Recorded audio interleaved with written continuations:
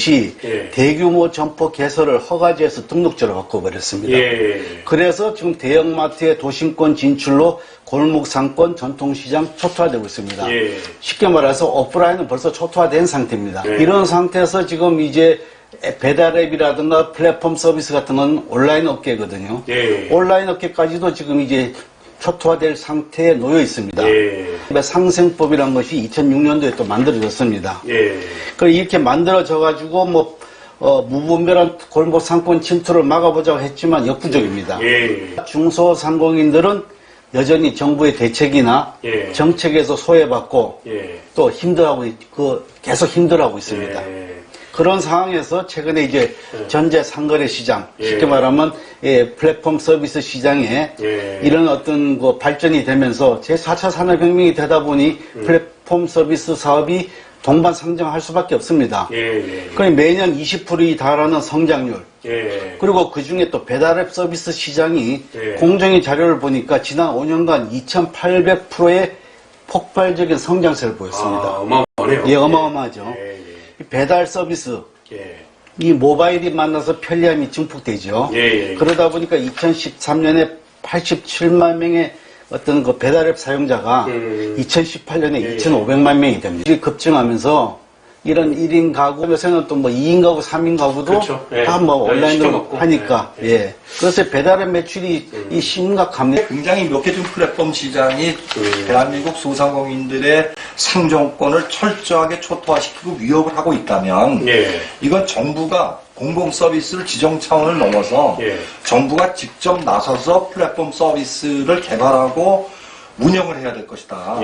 이 얘기는 지금 온누리 상품권 서비스나 제로페이 서비스가 사실은 분명히 민간 서비스 사업자와 경쟁을 하고 있는데도 불구하고 정부가 하는 거는 이게 대다수의 소상공인들의 상정권에 영향을 미치기 때문에 이렇게 하는 것이고 공격이에요 지금. 그러니까 지금 플랫폼 서비스가 이렇게 확장세를 타고 있을 때 미리 정부가 나서서 어떤 이런 서비스에 진출을 해서 소상공인들을 보호해야 할 것이 아니냐. 그동안 소상공인들이 이제 염원했던 법이 소상공인 기본법이 있습니다. 그 기본법이 15조에 이런 내용이 있습니다. 정부는 소상공인의 원활한 거래 및 영업 활동을 촉진하기 위해서 온라인 쇼핑몰, 전자결제 시스템, 스마트 모바일 기기의 활용 등 디지털화 활성화에 필요한 시책을 실시하여야 한다고 규정되어 있습니다.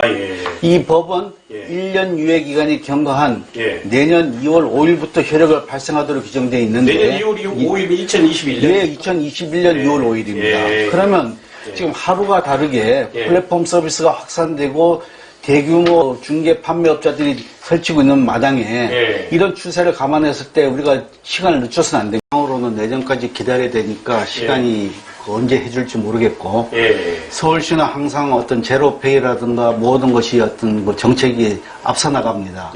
박원순 시장님의 정책도 항상 선제적이고 그런 걸 봤을 때 이 문제를 해결할 수 있는 정책적인 대안이라고 하는 것은 서울시에서 이 소상공인들이 플랫폼 서비스를 자기네들이 운영할 수 있는 그런 능력을 양성시키는 교육을 좀 했으면 좋지 않느냐. 서울처럼 기존 상권과 충돌이 이렇게 심하게 일어나는데 서울시입니다. 대한민국에 제일 심한 데가. 그럼 이렇게 아파트에 밀집돼서 살고 있기 때문에 플랫폼 서비스 같은 게 제일 활성화된 곳도 서울시고 1인 가구가 제일 많이 사는데도 서울이고 그렇다면 정부가 나서서 중기부나 이런 데서 나서기 전에 제 생각에는 서울시가 제로페이의 그 파이오니어가 됐던 것처럼 서울시가 나서서 이런 플랫폼 서비스를 먼저 하시는 것도 굉장히 바람직한 어떤 대안이 될 수 있다고 생각합니다. 플랫폼이라는 것이 우리가 쉽게 말하면 판을 깐다는 뜻이거든요. 그럼 판이라는 것은 여러 가지 어떤 목적이 있겠죠. 매출을 위한 극대화를 위한 판도 있고 또 어떤 영업 방침을 정하고 또 시대 흐름에 따른 어떤 판을 까는 건데 이런 판을 깐다는 개념 자체를 먼저 지식을 습득을 해야 되고 또 서울시라는 어떤 공공단체, 공공기구가 이걸 하게 되면 어떤 공공기구가 판을 깔아준다? 그렇죠. 깔아주는데 그걸 깔아주면서 또 소상공인들이 그 판을 같이 사용할 수 있도록 교육을 시키는 겁니다.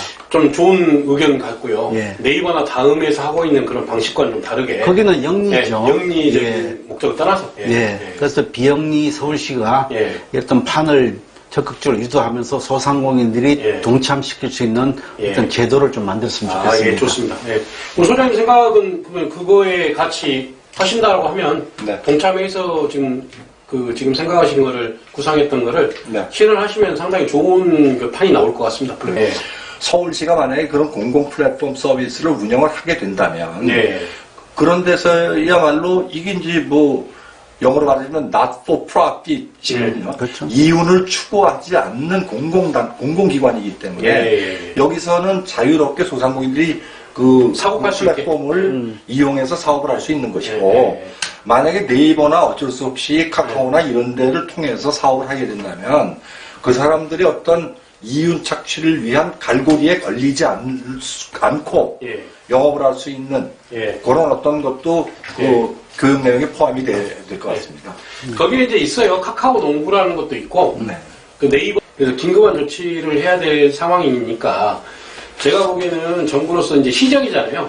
국정이 아니고 그러니까 박원순 시장이 하신다고 하면 시에서 정말 적극적으로 나서지 않으면 상당히 그 힘들 겁니다. 받아들이기 힘든 그런 상황일 수도 있는데 제가 보기엔 박원순 시장 같으면 충분히 해내실 수 있을 것이다. 그렇죠. 이런 판단이 듭니다. 뭐 예. 서울시 주최해서 판도 까는 것도 중요하겠지만 예. 예, 소상공인들로 해서 예.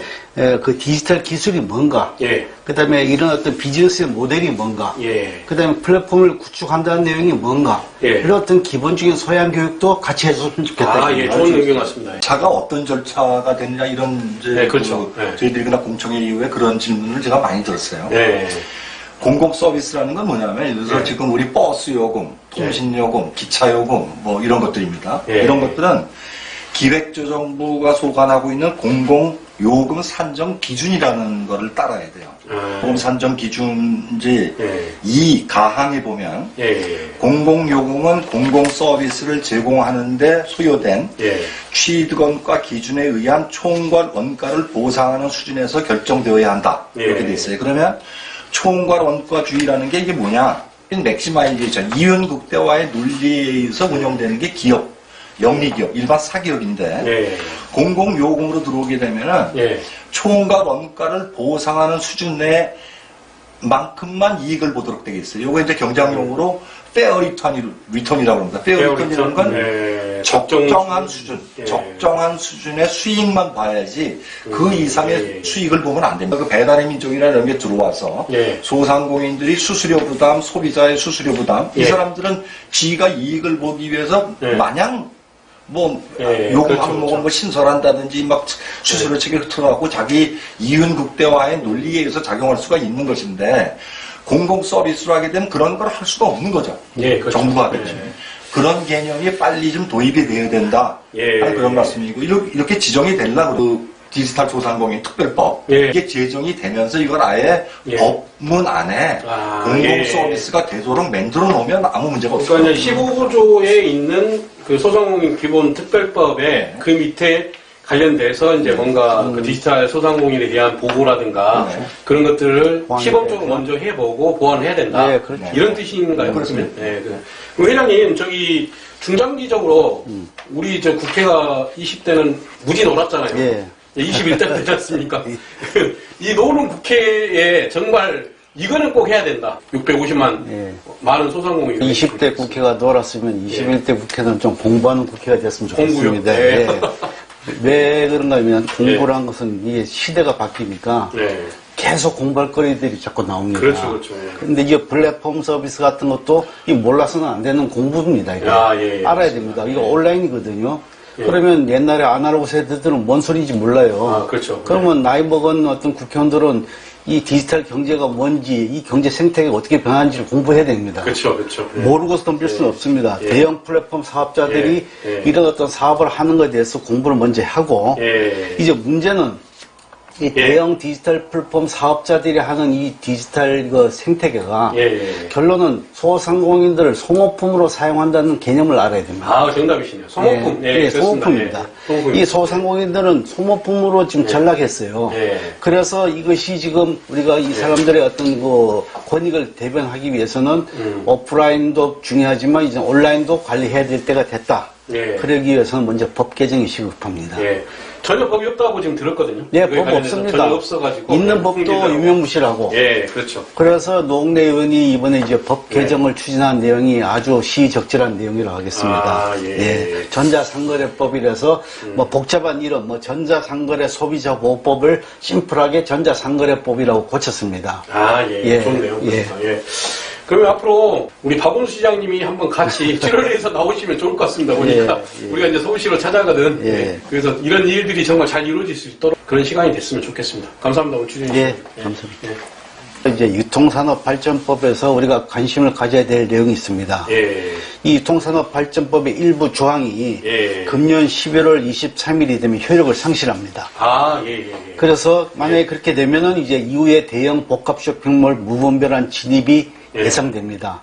그래서 이 법의 일몰조항을 반드시 11월 23일 전에 삭제시켜야 됩니다. 제48조 2항에 나와 있습니다. 규제의 존속기한에 대해서 유통산업발전법의 제2조 4호, 8조 1항 2항, 8조 3항 4항, 제13조의 3, 이것은 2020년 11월 23일까지 효력을 가진다 되어 있습니다. 이런 중요한 사항 같은데 이게 왜 아직까지 지금 안 되고 국회에서 노는 국회의원들이 홀딩하고 있습니다. 노는 국회의원들. 그래서 650만의 소상공인들의 어떻게 보면 생존권이 달려있는 문제를 안 하고 있다는 얘기입니다. 모르니까 홀딩하고 있고. 모르니까. 그리고 또 공부하는 국회의원 같으면 반드시 이것은 삭제할 겁니다. 그리고 이 법의 일몰 조항을 넣은 자체가 잘못입니다. 왜 이런 법에 일몰 조항을 넣습니까? 일몰 조항이 들어갔습니까? 그러니 이 법을 만들 당시에 뭔가 대기업과 국회의원 간의 딜이 있지 않는가. 일몰 조항이면 건 단서 조항이거든요. 파볼 필요성이 있는 것 같은데요, 보니까 이건 어떻습니까? 파봐야 속기록 뒤져봐야 보이겠습니까? 안 나온가요, 저는? 이면거래 뒤에서 블랙 커넥션. 그러니까 지금이라도 우리가 막아야죠. 막아야 되겠네요.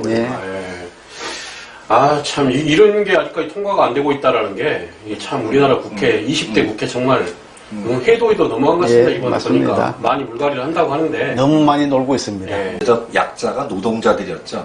그럼 그때 자본가들이 노동자들을 볼 때 이 사람들 아까 정 회장님 말씀하셨던 소모품 이용 대상으로 봤습니다. 근데 지금 이제 4차 산업혁명 시대에 들어와가지고 이런 이제 경제적 약자 이런 사람들은 이제 노동자는 좀 나은 편이고 지금 이제 특수직 근로자라든지 지금 어디 산업분류군에도 속하지 않는 라이더라든지 생존 소상공인들 거기서 탈락한 사람들 이런 사람들이 경제적 약자가 돼 있는데 기득권층에서 볼 때는 이 사람들을 요즘에는 필요 없는 상대 소모품은 그나마 이용 기득권층에서 볼 때 지금의 경제적 약자들은 필요 없는 대상. 난 이 얘기를 들으면서 소름이 쫙 끼치더라고요.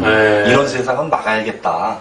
그럼 빨리 이런 어떤 진보 정부에서 이런 통치 철학을 가지고 소상공인 문제를 제대로 바라보고 제대로 문제 해결을 위해서 적극적으로 나서줘야 되지 않겠나 이런 생각입니다. 감사합니다. 좋은 말씀 감사합니다. 다음에 또 출연해 주시면. 감사합니다. 감사합니다. 감사합니다. 감사합니다.